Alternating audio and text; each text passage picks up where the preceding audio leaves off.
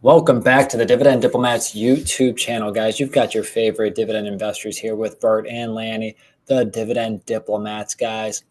And it's time to talk about a certain king. And is this king losing its crown? Smash that subscribe button, everyone. Give this video a thumbs up. Help your boys keep pushing, keep reaching, keep going towards financial freedom. Let's talk about this Dividend King today, Lanny. And guys, Bert's sucking down tea, trying to protect that voice. He's lost his voice for the last week or so. So, tip your cap to Bert as we push through some videos, guys. But today's video, again, we're actually filming this the night of 9:53 p.m. Eastern of June 8th, coming out this morning on June 9th. Talking about Johnson & Johnson stock. Yes, J&J, the Dividend King, the Mr. 60 plus years of growing dividends, guys. And stock price dropped about 3% today. Yeah. Crazy, Lanny. Absolutely crazy that Johnson & Johnson continues to fall. Continues to fall. And, they have actually now cracked below the $143 mark at $142.27, dropping about, again, almost 3% at some points today, 3%. There are a few reasons why they were down this much today, which we'll cover here, but it's, starting to, the things are starting to crack in this Dividend King, especially a Dividend King that hasn't performed, over the last 5 years, really. Yeah, that's right. It's been widely covered here with us that we've been liking Johnson & Johnson at these price ranges. So as that price continues to fall, our eyes continue to pop open even more. And what's even more eye-opening to me is, I remember how excited we were when the yield crossed 3%, Lanny. I remember how excited we were when it was a 3% yielder. How excited we were when it was a 3.25% yield. But now Right. Johnson & Johnson's on that cusp of 3.5% after this recent tumble. Exactly. So news came out today that their newest heart device called Varipulse had 4 neurovascular events from some of their trials or cases from the use of the device. So that sent the shares down. So this new heart device, again, what's the big deal here? Well, the device was supposed to be used in this new medical procedure called the pulse field ablation procedure. And, the industry analyst, again, within the space of healthcare, had predicted that industry to be a multi-billion-dollar industry, and that J&J with this device was going to stand to get some significant market share. So if they're pausing the use of this new heart device, that could be a chunk of revenue slash profit that J&J could stand to lose here. Yeah, and that obviously is, you said it sent the price down 2.7%, and that's what's putting it down into the 140s.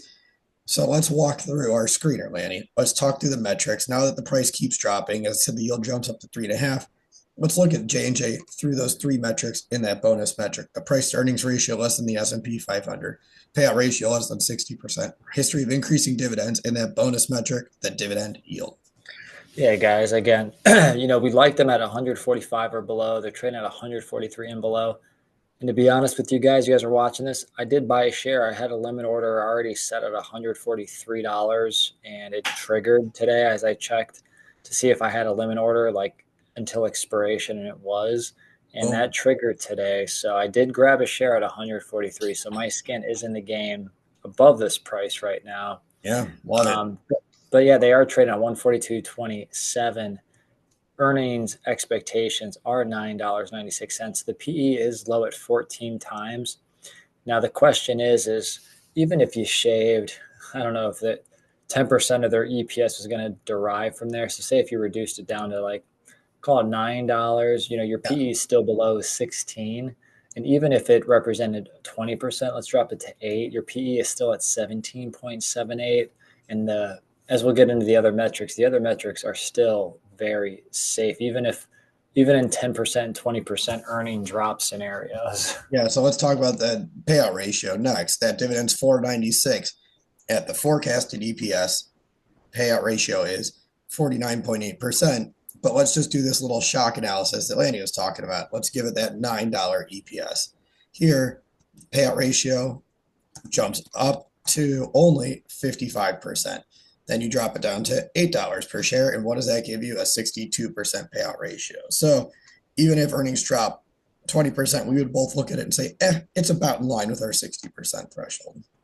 Yeah, it's right there. And again, in a doomsday device, and if they cut it all the way down, say there's other things, they go down to 5, you're at 100%. So that's when things will get a little bit. You have to literally cut your earnings in half for things to get really sweaty over here, guys.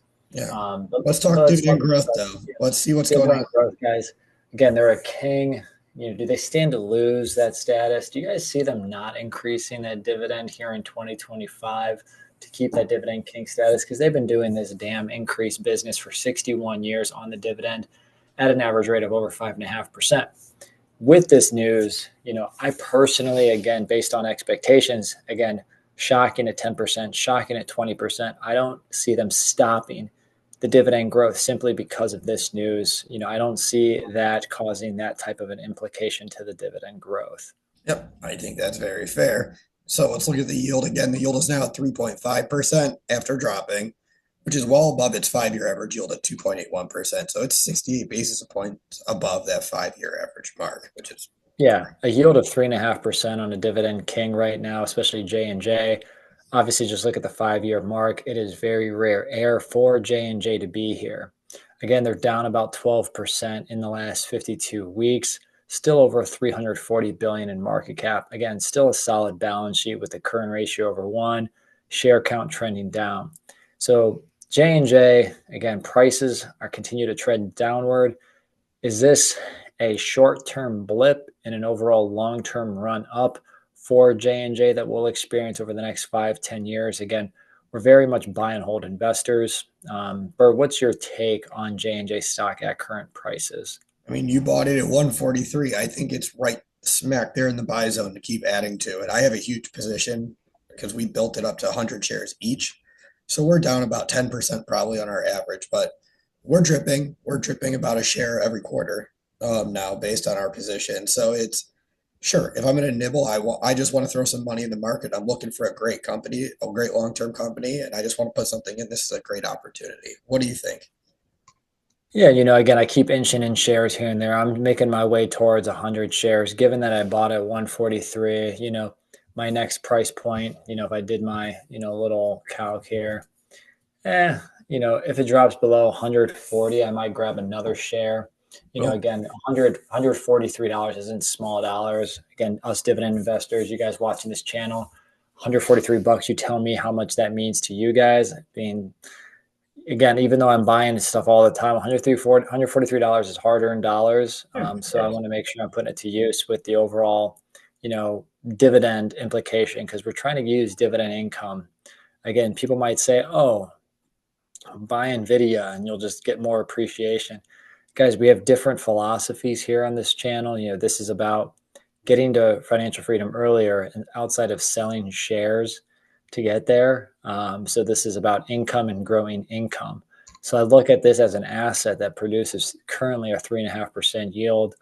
And do I expect growth to the income? It's really about the growth part to the income. I still think it's there in that pharmaceutical space for J&J. Um, so I do like it, and I'll look to add as it drops at 140 or below. Yeah, so everyone let us know what you think of Johnson & Johnson right now. Are you buying? What is your target price point for J&J? If you're not, do you like it at 143? Like Lanny did say, do you like it at the closing price? Do you like it below 140? Throw it in that comment section below. Yeah, guys, like the video, subscribe to this channel. If not J&J as a dividend investor, what other dividend stock are you buying that you think has overall strong dividend growth going forward that is undervalued right now, guys? So again, let us know in the comments, like, subscribe, and guys, you're either with us or you're against us, Jack. That was Bert the Hurt and Lanny from the Dividend Diplomats, over and out.